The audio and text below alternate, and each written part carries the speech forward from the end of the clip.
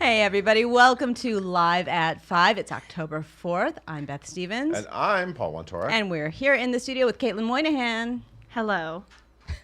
And a lot of men. We have a lot of guests today from Popcorn Falls. The new off-Broadway smash. Okay, sure. Yes. We have...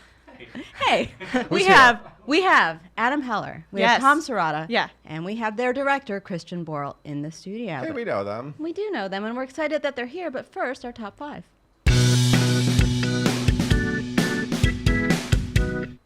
We know Hillary Clinton loves Broadway, but she's coming to the stage in a whole new way. Isn't this crazy? It's how wild. These plays come out of nowhere. We don't we even had no know idea. that they're existing, and then suddenly they're being announced. With So great casts. Get this. Laurie Metcalf and John Lithgow are playing Hillary and Bill Clinton. Did I get that right? Yes. It Yes, sounds you did. crazy, but it's true. This is a new play by Lucas Nath, who of course wrote A Doll's House Part 2, that fantastic play that won Laurie Metcalf a Tony Award. That's right. And this will be directed. Okay, so Laurie Metcalf is a 2-time Tony winner. John Lithgow is a 2-time Tony winner, directed by 2-time Tony winner Joe Mantello. Christian Borle is a 2-time Tony winner. He's not in this that's show. unrelated, but he is here. Christian Borle is here. This is the story of Hillary Clinton trying to save her campaign. This is sad. This is real. It's real. But Trying to it's a save her play. campaign for to be president in 2008 while her husband and campaign manager don't meet eye to eye. So I guess it's Drama ensues. So how do we know this is this truth? Is this fiction? What is this? It's a new Broadway play. Previews will start March 16th. It will open April 18th at a theater to be announced. We can't wait. Sounds great. This is super. Will Hillary come to the opening? I don't know. Will Did she she be invited? approve? It's gonna get good. And a new doctor is joining the road. Yes, we have a new doctor and waitress on tour. Stephen Good is joining the national tour. He begins as Dr. Palmater on Is he an October actual 26th. doctor? Is he? Yes, Dr. Good. No, on October 26th at the Golden Gate Theater in San Francisco. Caitlin Moynihan found that funny, so congratulations. He's taking over for Brian Fangard, and he recently made his Broadway debut in Escape to Margaritaville, and he is joining the cast led by Christine Dwyer, Jesse Shelton, and Jeremy Morse. So welcome, Stephen Good, to the tour. Mm-hmm. And London is testing out a new way to make arts even more accessible. Oh my God, you are so excited. This about is near and dear to my heart because I'm hard of hearing, guys, and they make these. You know, when you go to the movie theater, you can get these glasses, these closed captioning glasses. I did a not lot know of movie that. theaters have, and literally you put on glasses, and then it shows you what people are saying underneath it. Mm-hmm. And the National Theatre in London now has this. It's That's crazy. great. So you can go see a show in London and wear these glasses. They are called Smart Caption glasses. They will allow audience members to experience a production and view closed captions seamlessly, obviously privately. You're not annoying anyone. You're just having your own vision. It will obviously open up access for people with hearing loss. And yeah, get it on Broadway. That's all I'm saying. Bring it to Broadway. And we have an exclusive first listen of the new Dear Evan Hansen audiobook. Well, we've been talking about this for a while, that Dear Evan Hansen is going to be a book, but there's an audio version. Christian and Borle's losing his mind right now. he's so excited. There are I multiple know. ways to consume Dervin Hansen. Dear Evan Hansen, the novel audiobook. It's set for release on October 9th. But we, Broadway.com, have an exclusive listen. Can I call it that? Yeah. Which features the tour star Ben Levi Ross and the Broadway star Mallory Bechtel. And they sing and they read a pivotal moment in the story. Which good. pivotal moment, Beth? You have to go to Broadway. Gotta go listen. I can't tell you. And these Tony nominee co-stars are reuniting for a great reason. Yeah, so every year there's a benefit for Only Make Believe, the great nonprofit Yes. organization. And this year, Montego Glover and Chad Kimball, who of course Of course. were in the Tony-winning musical Chad Memphis. Tigo, we call them. Chad Tigo. Yeah, Chad, We did. you know what? I forgot about. Sometimes I forget the couple names. Chad Tigo. Sometimes You're welcome. I forget them. Rachel Dratch will host the event, and it will honor Bethany Frankel. But that's not what my point was. Joe DiPietro Yes. is being honored, and he, of course, won a Tony Award for writing Memphis. This will all happen at the Schoenfeld Theater on November 5th at 7 p.m. Also, David Bryan will be there. He also wrote Memphis. And they're writing the Princess Diana musical together. Joe There you go. DiPietro Full and circle. David Bryan. Michael McGraw, Mark Kudish, James Earl Iglehart, Judy Kay.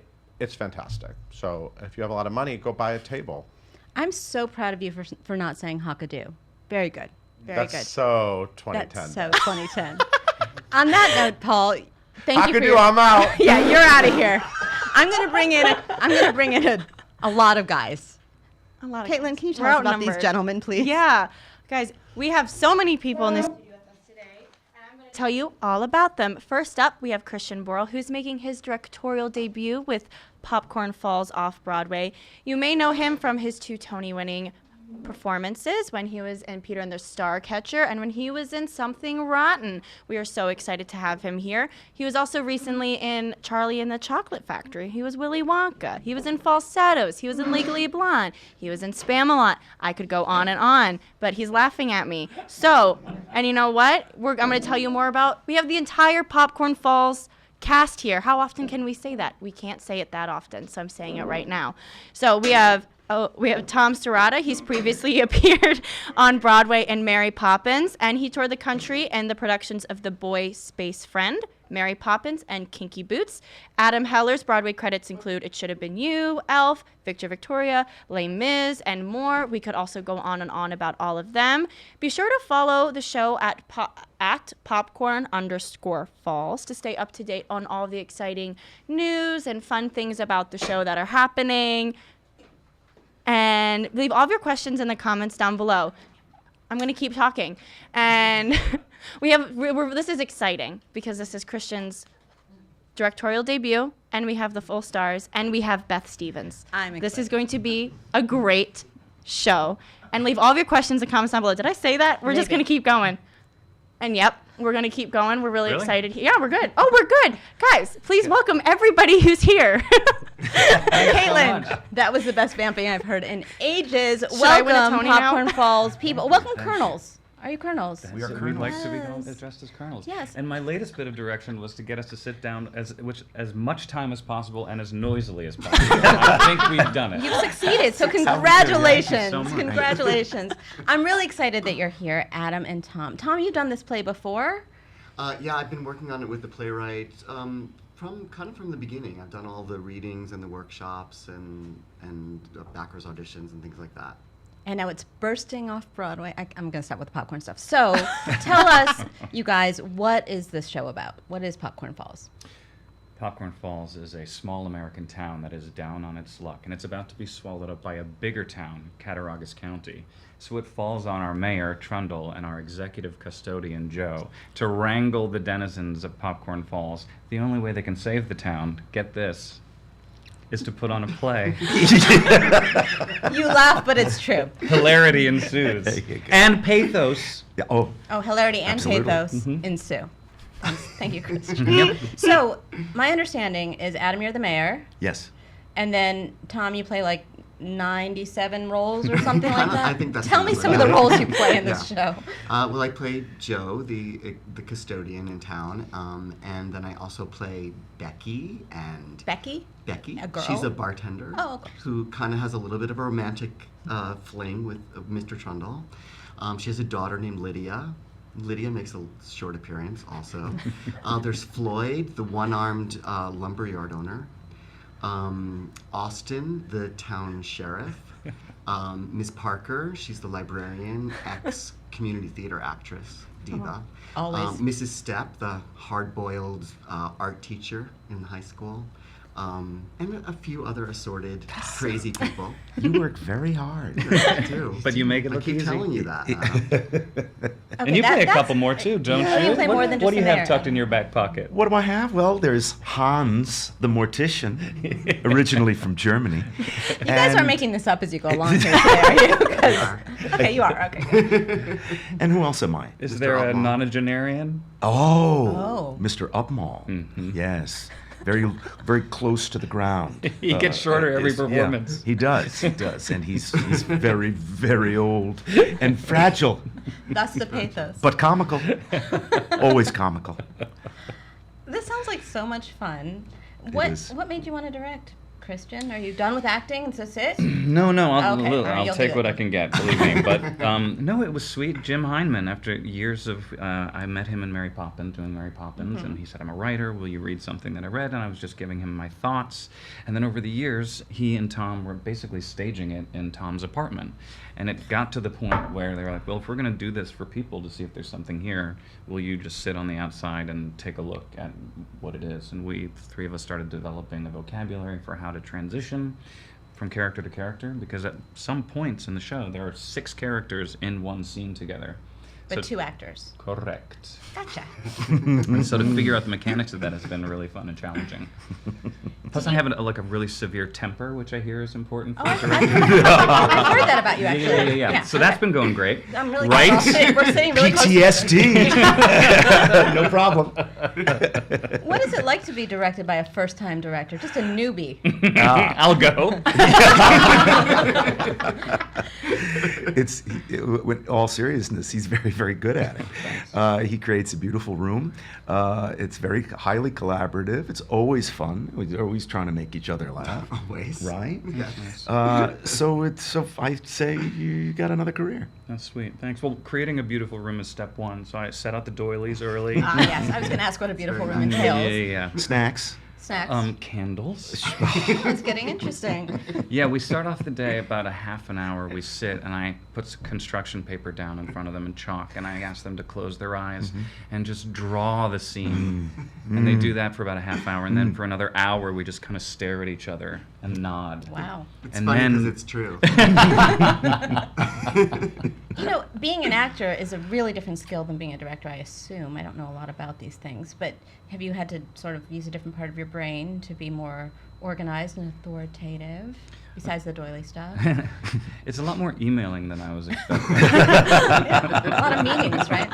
Yeah, and it really truly gave me a new perspective on what kind of an irritating actor I must be, because I remember like running into the house during previews, tech for Charlie and the Chocolate Factory, and like running up to Jack O'Brien and saying, what if they, and he was very patient, was like, we'll think about that. And so yes, being in the director's seat, everybody comes up and gives you a little whisper in the ear. But that's where a lot of the great ideas come from. I think that's the great joy, is that you don't have to have every answer. It's a whole room of brilliant people who bring ideas, and it's fantastic to watch. Let's go back to the premise of Popcorn Falls for a second, because Okay. I'm a little bit unclear. Okay, a bigger town is going to take over a smaller town. Tell me a little bit more about this. What does this happen? Is this a thing that really happens? Don't look at me like that, Christian. I'm talking about Is There's this that town? temper. This town? Yeah, you're so angry. Well, you took away my seltzer. sorry. I was promised seltzer. All right, take that. There you Just go. take that. Thank you. So, this town is possibly going bankrupt. Is that what we're talking about here? Which is a real thing that can happen. Yeah. Yeah, Jim Heinman, the playwright, he got the idea from an actual story of this town that kind of went into disarray and was being taken over by other towns around it. But the idea with Popcorn Falls is that it used to be this very vibrant tourist destination because they had these beautiful falls, and supposedly George Washington and his men during the Revolutionary War stopped there and had lunch, and so everyone would come there and have fun and sit by the falls and play around with their families. But then this other town next door with the mean, evil person that runs it, they turned off all the water, so the falls stopped, and so everything dried up, literally and figuratively. And so now it's Nobody just wants to been- have lunch there anymore. No one wants to have lunch there anymore because That's because there's graffiti and it's all gross and horrible, and there's litter and dirt and everything like that. And so the whole idea of them doing the play is also based on another story that is true, of a small town called Marine City, where this woman came in. The town was sort of just going to junk. All of the stores were being boarded up, and this woman came in and opened up this small theater, and then slowly, little by little, restaurants opened, and a candy shop opened, and an ice cream store opened, and then she built a bigger theater, and then they did this and this and this. And so that's where Jim was inspired. So these two stories kind of melded together. So this confirms our theory that theater can save the world. Absolutely. That's Well, right. yeah, actually. That's the point. And interestingly, that story of Marine City is not unique. No. It's happened in a lot of different places. But if are you like bring that. in culture, people Yep. want to come in. That's right. Absolutely. Old City, Philadelphia, for example, was run down and full of warehouses, and the Arden Theater came in, bought the old post office, started up, and then really galleries, restaurants, all kinds of stores started to develop around Old City, and now it's vibrant and it can happen. And our legislators should know that this can happen. Yes. Thank you, Adam. So in this play, they're given some sort of grant that they have to cobble together a play very quickly. Is that correct? That's right. They have 1 week. 1 week. They finally comes down. They have literally 1 week to write a play, cast it, and to put it on, or the money gets taken away and they can't use it to better the town and save it. I read a book the day before I started directing that it's good to have a ticking clock. Really seriously. Yeah. Just the day Very before, huh? effective. All right, well, we have questions because I know all of you guys are watching and you're big fans of these guys. So, Yeah. Caitlin, tell us what our Facebook people are asking. Yes, of course. So Haley asks, Tom and Adam, who are your favorite characters you play in the show? Well, I play the mayor of the town, and he's the guy who's got to bring it all together. So I would say that it's probably Mayor Trundle, because he has to use sort of everything in his arsenal to try to help this town get back on its feet, and he runs to all of the characters that Tom plays and tries to make the best case for this. So I would say Mayor Trundle. It's always hard to answer this question. I get it asked a lot, and you know, it's like picking your favorite child in a way, you know, because you feel so close to all of them. But I really like playing Miss Parker, who's this very eccentric and very over the top, but very passionate woman who loves theater and loves people and just wants to make everything good and happy and wonderful. So I love playing her. I have to go on record saying that Tom's Becky, the bartender, is one of the finest creations in modern theater, period. And I say that with Absolutely. no spin. It's to watch you inhabit Becky, and to watch the journey of Becky is one of the most beautiful things I've ever seen on any stage. So come to Popcorn Falls to see Becky's journey. You think I'm the kidding? sequel. It's the Popcorn truth. Falls, Now, Becky's Christian, Journey. obviously you're not in this play, but if you were, which character would you want to inhabit? I have a soft spot for Mr. Upmall. Just because, you know, like anytime I've had to play an old person, I always use the same voice. Like, the old person voice, and I would just What's use your it old for- person voice? That guy. Okay. Really pinging. I'm no longer wondering why you're not in this show. You didn't cast yourself. I'm sorry, Christian. I gave you back your seltzer. All right, go on. Okay. We have more questions. For Yes, our we viewers. do. So Zip, I hope I'm saying this correctly. They ask, do New York audiences react differently than your out-of-town audiences? So this was done in a small This town. was down in a smaller Right. town earlier. Jim and I performed it in the small town of Marine City. Where Wow. the town that I was talking about. The woman there who runs the theater there, the Riverbank Theater, she brought us in there to do it. And so what do you think about that, the audiences differing? I do think there was a slight difference in how it was received. I think New York City audiences who come to a lot of theater and see a lot of different styles are maybe a little bit more start with their arms folded a little more, but they immediately uncross them when they see these guys do what they do. But the play is inherently funny and sweet, and I think audiences from any audience will enjoy it in the same way. Cool. Anna asks, Christian, what director influenced your directing style the most? Excellent question. Yeah, that was a great question. Good question, Anna. I have to say my life was transformed by working with Mike Nichols. It was incredible to witness his sense of taste and his sense of economy with words and his approach to comedy. I can't touch it, but I can certainly, I'm certainly inspired by it. Cool. You worked with so many good directors. I've For been lucky. sure. Katie asks, I guess this is for Tom and Adam, how do you keep your stamina up going throughout the show? It is so full of energy! Exclamation point. Caffeine. Amen to that. You know, I do like some yoga every day just to kind of stay nimble and, you know, and then drink a lot of coffee before the show. That's what I do.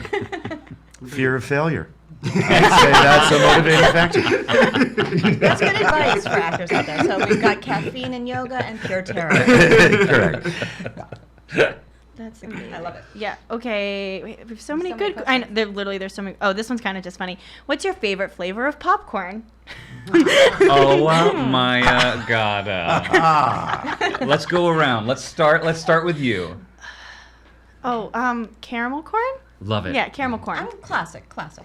I'm classic. Classic. What? I like the Garrett's popcorn the triple barrel Oh, thing, where it's all yeah. 3 flavors, and you can kind of eat them together. That's what I like. I Yeah. get sick afterwards. That's just me. That's just me. Always good. You should put M&Ms with your popcorn. Are you guys getting a lot of popcorn? People giving you a lot of A little Yeah. bit. Yep. Just a little. It's good. Good. A bit. A nutritious more. snack. We're good. Please don't send popcorn. Booze. Don't send them booze, not popcorn. There you go. Oh, do you guys have a favorite joke in the show or a favorite moment that you look forward to every night? That's a good question. Well, Mr. Upmall has. Careful. I know I don't want to give anything. Don't give anything away, which is But hard. he does have a That temper splendid will come out. moment, and it's thanks to you, lengthy. I had a nickel. Continue. And yeah, it's he's a great guy, and he's living life on the edge. Would you say? Yes. That's mine. What's yours? I do say I enjoy. There's a scene later on in the play that all I'll say is that it just involves like 5 of the characters floating down the river, and I get to play all 5 of them in this one scene, floating down the river, and that's really a lot of fun. I always look forward to that moment. You just sold a lot more tickets. Yeah, for that's that. really that idea. It's amazing. I love that. I love that. Oh, okay. So this is another question. So Adam and Tom, how did you guys approach this show differently than others? Because you're playing like 92 characters. How many characters are you actually playing? 20 something together? I think it's maybe 20 altogether. It's more Yeah. fun to say 97, but okay. Yeah. 97 is fine. Sometimes Yeah. it feels like 97. Yeah. Yeah. Approaching it differently, I don't know. I listen. I've never done a two-hander before, so there was that challenge, and these guys had done it before. So there was also the aspect of catch-up.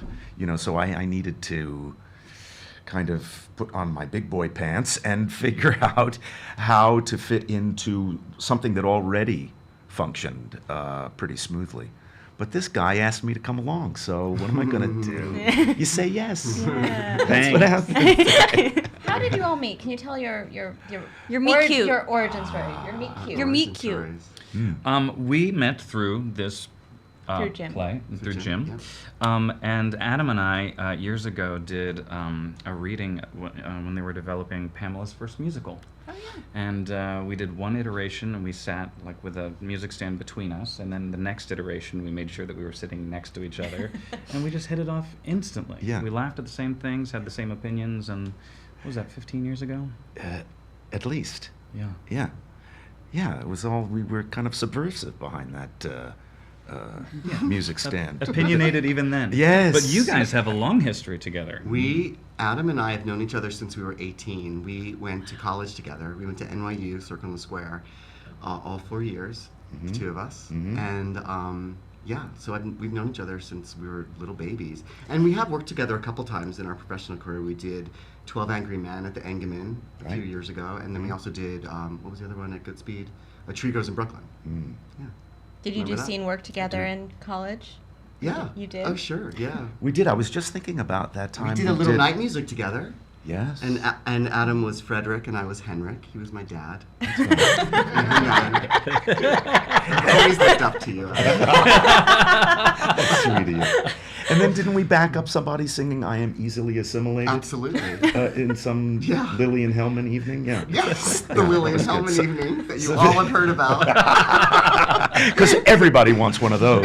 Who doesn't? I think. I smell Yeah. Popcorn Falls Mega Mix. It's true. The William Hellman evening. Yeah. I think we have time for one more question, Caitlin. Oh no, okay. I gotta pick no. it. Sorry, No. there's just so many. We're having too much fun. Oh, okay. So, if you guys could choose to play a character that the other person plays, who would you choose and why? Ooh. God. I gotta think about this one. This is about to get tense AF. Well, let's see. I actually do, for a brief moment, play one of his characters in the show. In a delicious coup de théâtre.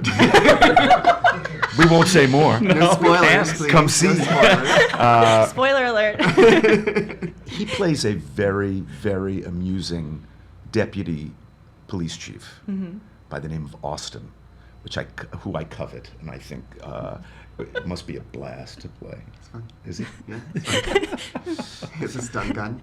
He's a stun gun. Stun him. I probably would play Mr. Trundle. I think he's such a great character. He's such a nice guy and always wants to do good for everybody. And Adam is brilliant in it. So I always love just watching him do it. So Thank you. yeah, probably Mr. Trundle. Yeah. Okay, so guys, we're going to get going, but tell us where we can see Popcorn Falls. The lovely Davenport Theater on 45th Street. Right next to Schmackery's. That's right. Get a cookie and go Just see Popcorn east of Falls. Smack. Absolutely. Yes, please do. And when do you open? Monday, October 8th. Right around the corner. Yes, indeed. Don't send them popcorn for opening night gifts, guys. Just think of something else. Think of something else. Thank you all for coming, all of you. Thanks for having us. We really enjoyed having you. Caitlin, take us out, please. Thank you guys so much for tuning in to this very special and fun episode of Live at 5. We are live at 5 every single day on Facebook. You can listen to this interview and all of our previous ones in a podcast form by searching for hashtag Live at 5 and hitting that subscribe button. Be sure to tune in tomorrow. We talk to Yehetzel Lazaroff and Mate Uzel of the Fiddler on the Roof National Tour.